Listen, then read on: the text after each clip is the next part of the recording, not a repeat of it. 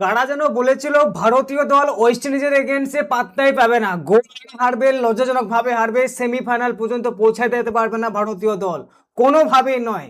তারা এখন কথায় মুখ লুকিয়েছে নিশ্চয়ই, কেননা মুখ লুকানো ছাড়া কোনো কাজ নেই। কেননা ভারতীয় দল নিশ্চিত ছিল যে ভারতীয় দল ওয়েস্ট ইন্ডিজকে হারিয়ে সেমিফাইনালে পৌঁছে যাবে। সেটা কিন্তু আগে থেকে বলছিলাম যে ভারতীয় দল সেমিফাইনাল পৌঁছাবে। তবে কিছু সংখ্যক বাংলাদেশি এবং পাকিস্তানিরা তারা বলেছিল ভারতীয় দল কোনোভাবে পৌঁছাতে পারবে না, কোনোভাবেই না।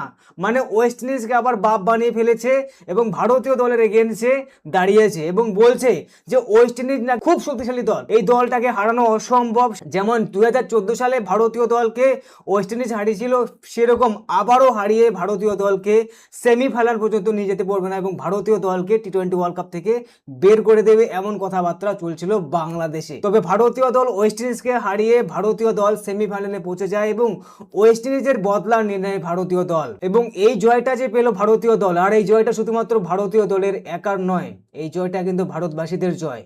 এবং ভারতীয় দলের হয়ে যে সঞ্জু স্যামসন খেললো, এই সঞ্জু স্যামসনের দুর্দান্ত ব্যাটিং, দুর্দান্ত অসাধারণ ব্যাটিংয়ে মাত্র 50 বলে 97 রান করে ভারতীয় দলকে সেমিফাইনাল পর্যন্ত পৌঁছে দিল। এবং সঞ্জু স্যামসনকে একটা বিগ স্যালুট, যে সঞ্জু স্যামসন কিন্তু দুর্দান্ত ব্যাটিং করেছে। বেশিরভাগ সময় কিন্তু সঞ্জু স্যামসন 2-3টা ম্যাচ খেলেনি, সেই সময় নেওয়া হয়নি, তবে সেই সঞ্জু স্যামসন আজকে ভারতীয় দলকে পৌঁছে দিল সেমিফাইনাল পর্যন্ত। এবং বাংলাদেশিরা এমনটা বলেছিল পাকিস্তান শ্রীলঙ্কার এগেন্সে হেরে গেল, সেরকম নাকি ভারতীয় দলও হেরে যাবে। তারা জানে না যে ভারতীয় দল বিশ্বের 1 নম্বর দল, সেই 1 নম্বর দলকে হারানো অতটা সহজ নয়। এবং ভারতীয় দল যেখানে বাঁচা মরার লড়াই, সেই লড়াইয়ে ওয়েস্ট ইন্ডিজকে হারিয়ে দিবেই, সেটা কিন্তু আমার গ্যারেন্টি ছিল এবং সেটা হলো ভারতীয় দল ওয়েস্ট ইন্ডিজকে হারিয়ে দিল। তবে দেখার বিষয় আছে, এখন কিন্তু বাংলাদেশিরা এখন ইংল্যান্ডকে বাপ বানিয়ে ফেলবে, কেননা ইংল্যান্ডের এগেন্সে ভারতীয় দলের সেমিফাইনাল ম্যাচ আছে। সেই ম্যাচে ভারতীয় দল কিভাবে তাদের স্বপ্ন ভঙ্গ করে ভারতীয় দল বাংলাদেশিদের।